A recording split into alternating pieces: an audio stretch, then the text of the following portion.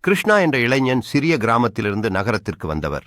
பெரிய கனவு, IAS தேர்வில் வெற்றி பெறுவது. முதன்முறையாக எழுதிய தேர்வில் தோல்வி. நண்பர்கள் சிலர் ஏமாற்றமும் பரிகசிப்பும் கூறினார்கள். குடும்பத்தினர் அமைதியாக இருந்தாலும் எதிர்பார்ப்பு தெரிந்தது. அப்போது கிருஷ்ணா ஒரே ஒரு கேள்வியை கேட்டார். இந்த தோல்வி என்னை சோர்வடைய வைக்கிறதா, இல்லை சிந்திக்க வைக்கிறதா? அவனது பதிலாக இருந்தது, சிந்திக்க வைக்கிறது. தோல்வியின் காரணங்களை எழுதினான். நாள் பகிர்ந்தது. ஒவ்வொரு தவறும் ஒவ்வொரு அடிக்கோல் போல மாறியது. இரண்டாவது முறையில் தோல்வி. ஆனால் இந்த முறையில் அவனது பதில் எழுதும் தரம் உயர்ந்திருந்தது.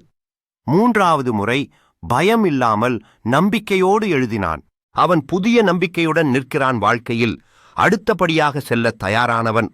உள்ளத்திலுள்ள நண்பர்கள் அவனை ஊக்குவிக்கிறார்கள். ஒரு குரலில் மகிழ்ச்சி உணர்ந்தோறும் ரீதியான உறுதிப்படுத்தலும் இருக்கிறது. அந்த ஆண்டு கிருஷ்ணா AIR iRate என்ற சாதனையை எட்டினார். செய்தியாளர்கள், நண்பர்கள், சமூக வலைதளங்கள் எல்லோரும் புகழ்த்து தள்ளினர். ஆனால் அவர் சிரித்து கூறினார், என்னை வெற்றிக்கு அழைத்தது நான் வென்ற பாடமில்லை, தோல்வியில் நான் கற்றதுதான். தோல்வி என்பது முடிவல்ல, அது திறந்த கதவுகள் பக்கமாக சுழலும் வழிகாட்டி. அவன் தனது தோல்விகளைப் பற்றி நினைத்தால் அவன் மறுபடியும் முயற்சி செய்ய அடிக்கடி செல்வனாக உணர்கிறான். இவற்றில் ஒன்றே தவிர்க்க முடியாது என்று நினைப்பது அவனுடன் இல்லை.